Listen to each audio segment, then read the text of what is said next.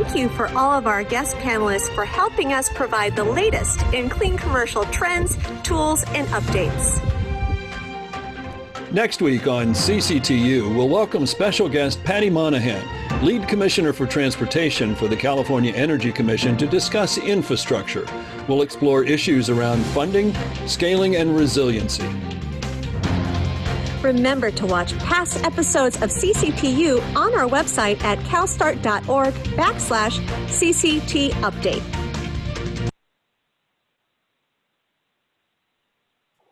Well, hello again, and welcome back after the Labor Day break. Great to have you all with us for this September 11th edition of CCTU, the Clean Commercial Transportation Update, 9/11.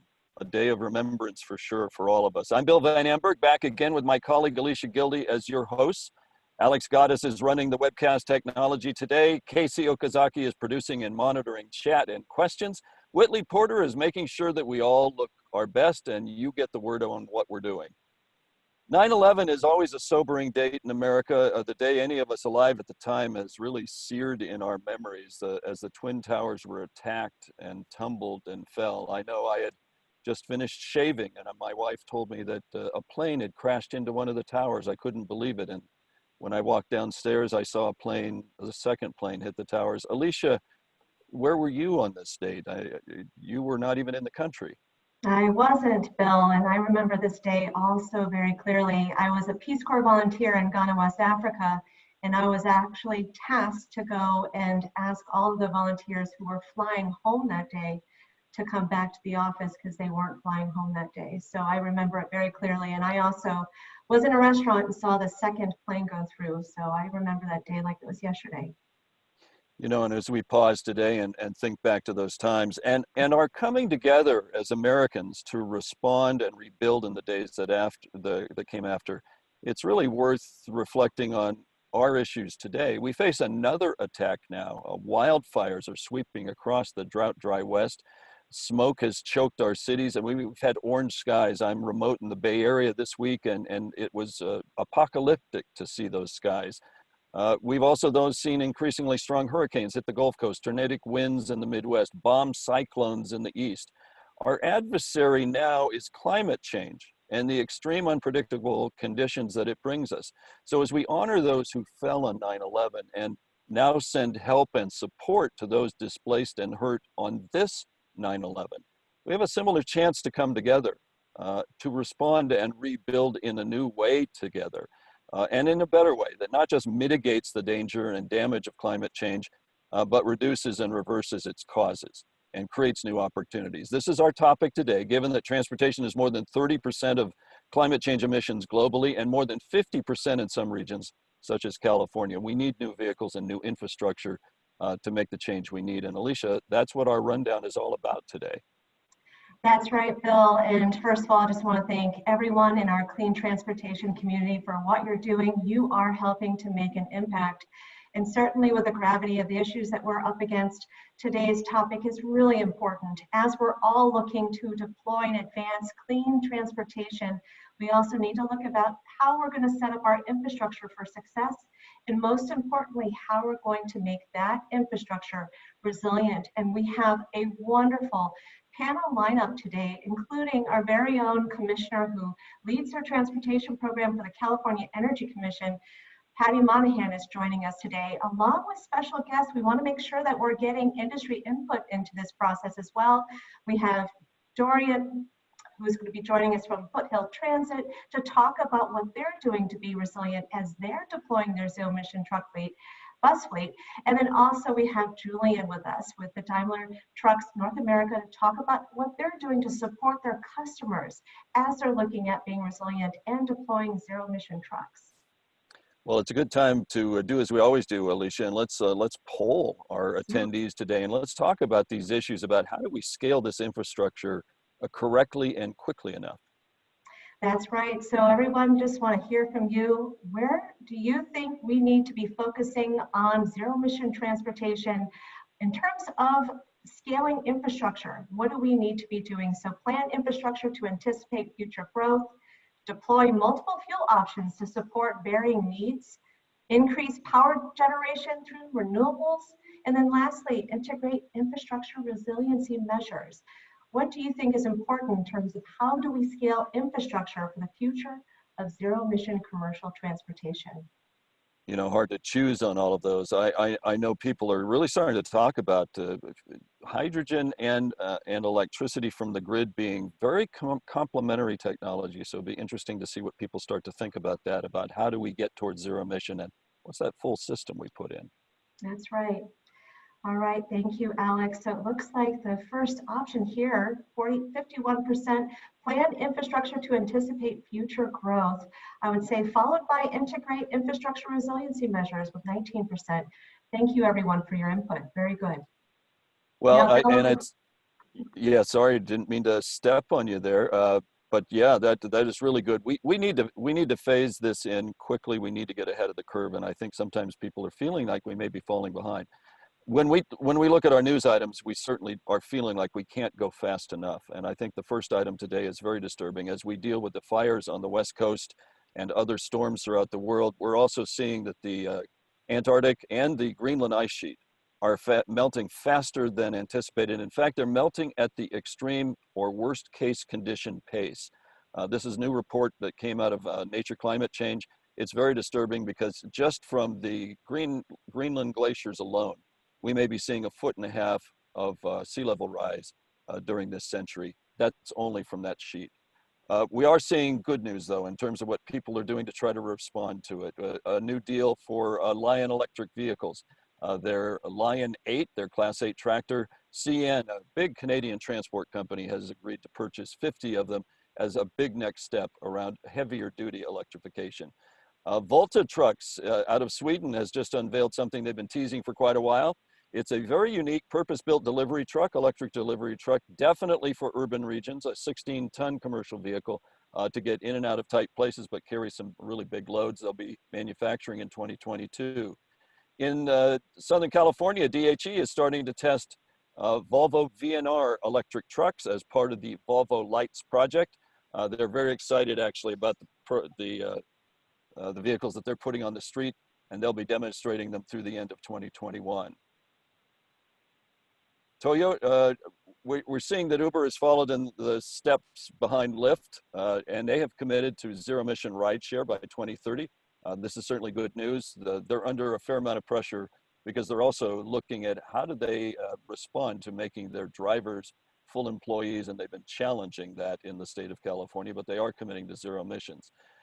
We're seeing some people dealing with some really interesting issues around resilience, though, and Honda and Toyota Research have teamed up to actually come up with a bus that could be a mobile power supply in the event of power outages from storms or other conditions. Very interesting. It's a fuel cell powered bus that would have extra hydrogen on board. It would also be able to power and recharge electrically driven devices. This is really an interesting look at what the future could look like. And then finally, because of the extreme weather we've been facing, this has caused some problems for some of our transit districts. San Joaquin Rtd actually had to suspend a couple of weeks ago its zero emission truck use because we had to our grid was stretched to the limits. And they actually stopped using those buses and put hybrid electric buses in their place to deal with the flex alerts that California was facing. So trade-offs and future planning, very apropos to today's conversation around infrastructure. And Alicia, our special guest that you get to introduce next. I feel very lucky. Yes, we have a wonderful guest with us, and we're so lucky to have her, Patty Monahan, who is the lead commissioner on transportation for the California Energy Commission. Patty, thank you so much for joining us, and especially with this topic being so relevant and touching all of us. No matter where you are in the United States, we're all feeling the gravity of the impacts of climate change, and certainly with a pandemic, it does not help. So really happy to have you and looking to your leadership on how we can make things better. No pressure. But first, I would love to get your input on really the excitement around a lot of technologies that we're seeing coming forward in the commercial space for zero emission trucks and delivering goods in cities and urban centers. This is all very exciting. We're seeing all these different models and news stories that Bill's been covering every week. But the big challenge that we're hearing from industry is that, yes, we may be seeing a number of vehicles coming out online, but is our infrastructure ready for it? Are we scaling our infrastructure fast enough to deploy these zero emission trucks? So I wanted to hear from you, what's your perspective on this? And for the Energy Commission, how is the Commission planning to support the ability to scale electrification, transportation to support these zero emission trucks and buses?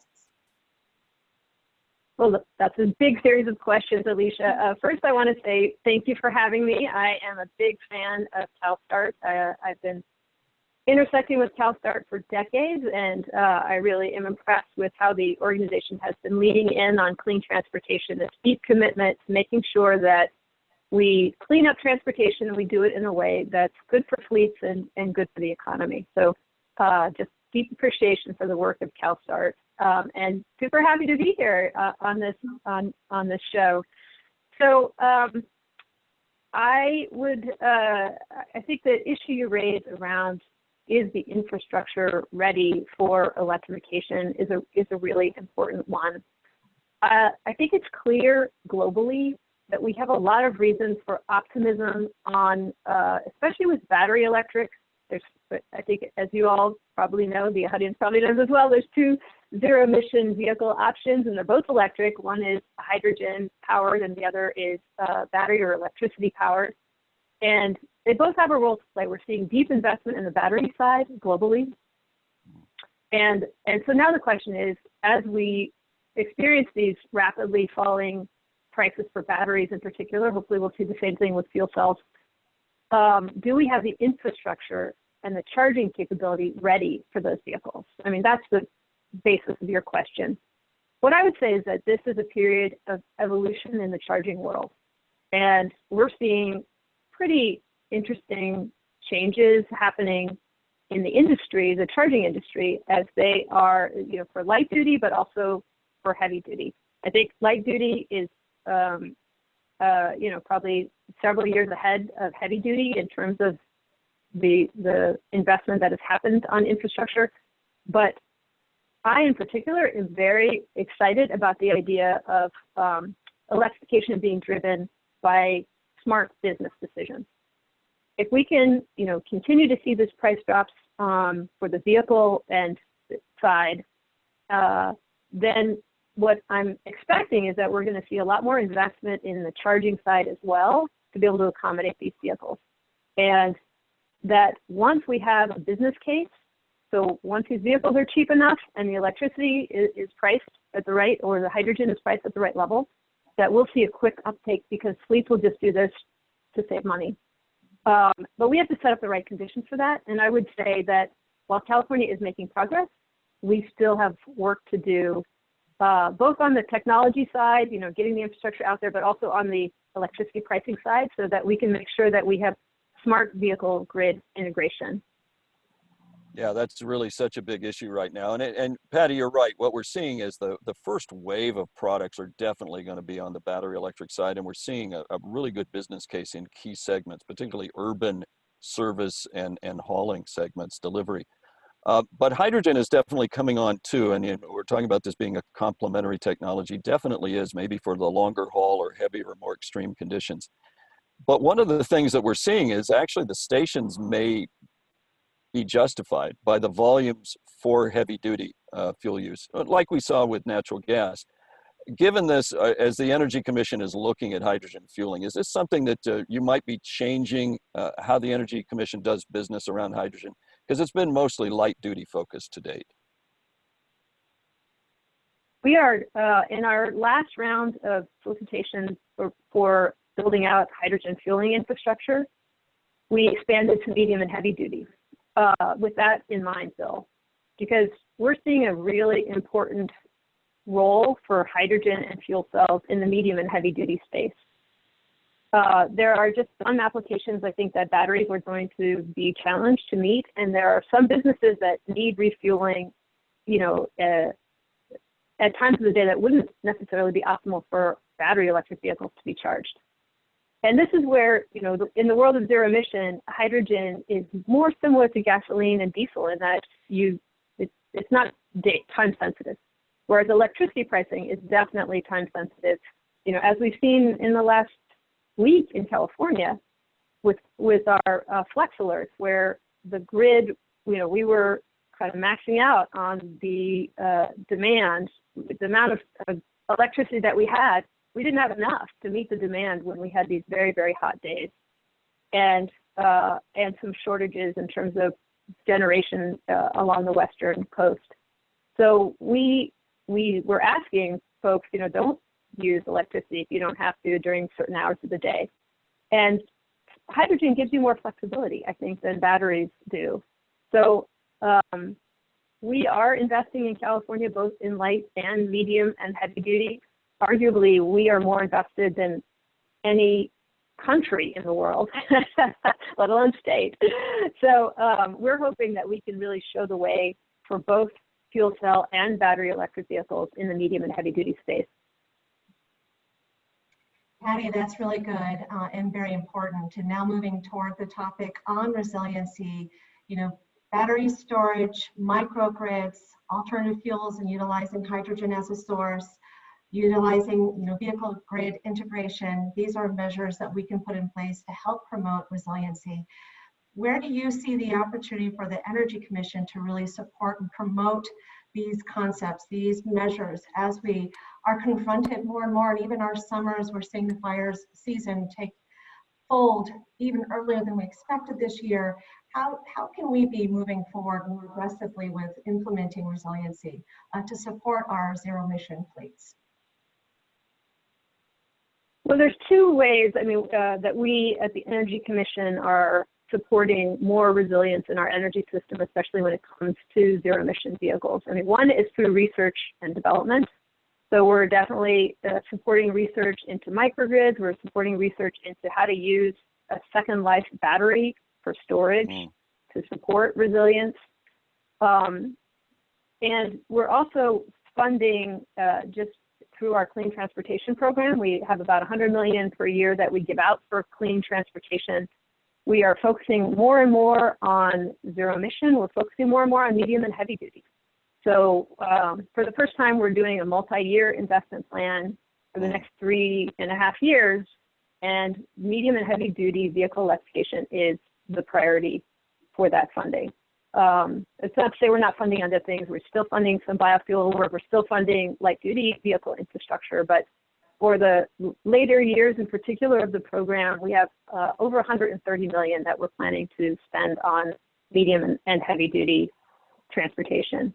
And some of the resilience investments we have made include battery, V2G batteries in school buses.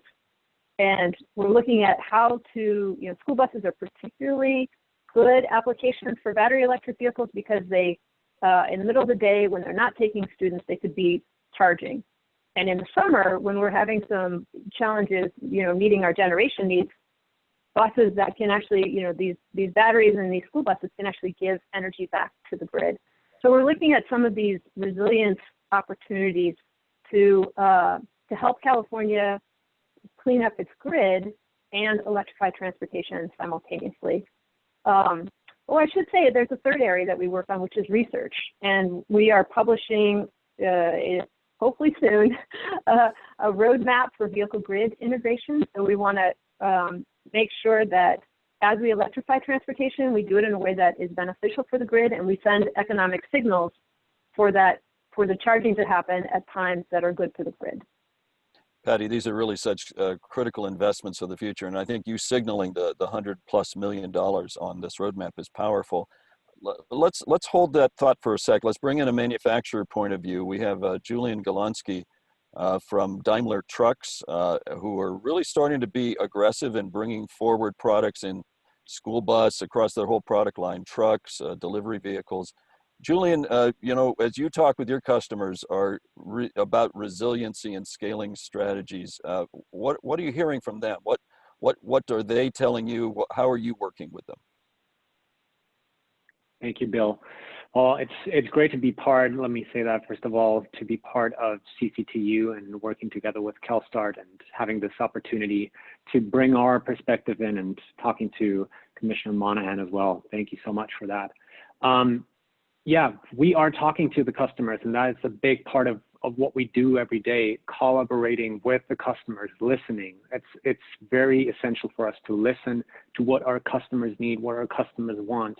And we are trying to understand the needs, as all they have to do is keep the trucks on the road and keep them running to keep their total cost of ownership low. And especially in these times when I'm looking out right now, we're here in the Pacific Northwest in Portland. The sky's a not so pretty yellow tint right now. So we definitely understand that resiliency becomes more and more important. So we are looking at different technologies, not only surrounding the truck, but actually the entire ecosystem around it.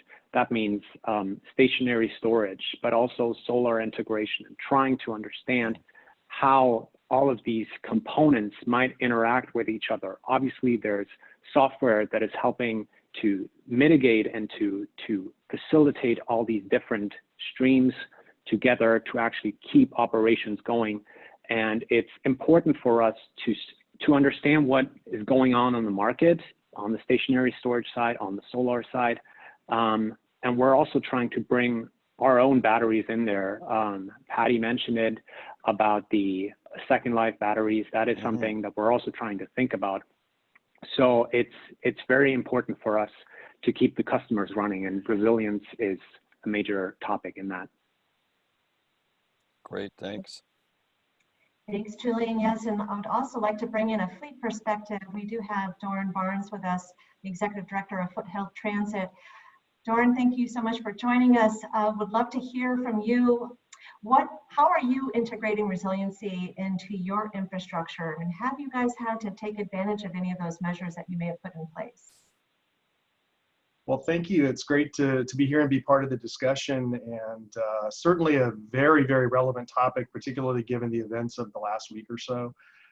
Commissioner Monahan, your comment about this being a period of evolution, boy, when you said that, I thought, boy, that's exactly what we're feeling from an operator standpoint. This is definitely an evolutionary period. We currently have about 8% of our fleet are grid-powered battery electric vehicles. Given that that's a relatively low number, resiliency is something we're thinking about a lot, but it's small enough yet that we haven't had to completely engage in any resiliency activities, and there's some real challenges.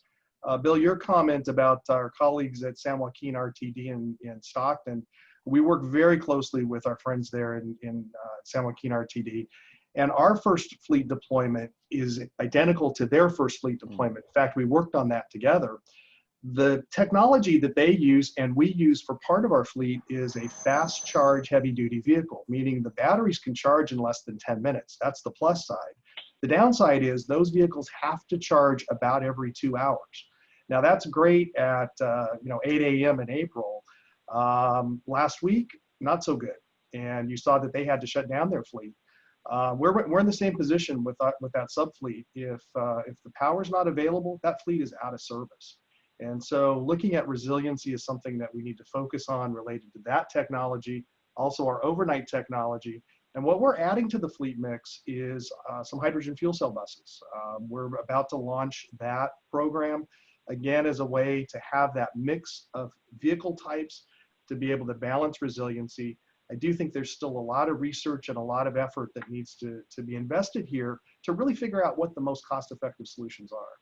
Yeah, I think, Doran, what you pointed out about adding fuel cells to kind of a mixed fleet so that you have opportunities to drive no matter what the conditions, maybe backup power. It sounds like resiliency is really a priority in infrastructure planning for all of you. But I think some people are using this as an excuse not to go forward. I don't see it that way. I see it as something that we have to rapid plan for and really start to be smart. Patty, let's open this up to all of you. As you look at resiliency, is this just something you're just building into any funding plan that you're starting to lay out as you're looking at basic infrastructure? Yes, and we're focusing more and more on making sure that as we give out grants, our grantees are planning for vehicle grid integration, so that it's it's not just a matter of saying, all right, here, take this vehicle, here's some infrastructure, charge it willy-nilly whenever you want, but actually, how are you planning to support a more resilient energy system as you electrify transportation? And as I said, this is particularly an issue with battery electric vehicles. And I think I'd be curious to hear my fellow panelists just talk about how you're thinking about this connecting of the vehicle to the grid. Well, I think from our standpoint, we're having to learn a whole new language for years and years. And I think Julian, you might share a similar perspective from the sectors that you're involved in. We put a whole bunch of fuel on a vehicle. We did it pretty quickly. We ran a full service day. That was as complicated as it got. We're now having to learn how to talk electric power and how to understand rates and timing and grid integration. And it certainly provides a lot of opportunities. It also adds a fair amount of complexity. I think that partnership and bringing everyone together so that those that are in electric power management understand transportation, those of us in transportation understand grid power, that's a big part of this. And it really is learning a new language. Yeah, I certainly like that picture of learning a new language. That's definitely true for us. Of course, we have a long legacy within diesel trucks, and we're building on that, and we're grateful for that base that we've built. But definitely we have to learn a lot more, and we are learning along with our customers on what it is they need and what we need to bring to them in order to keep them running.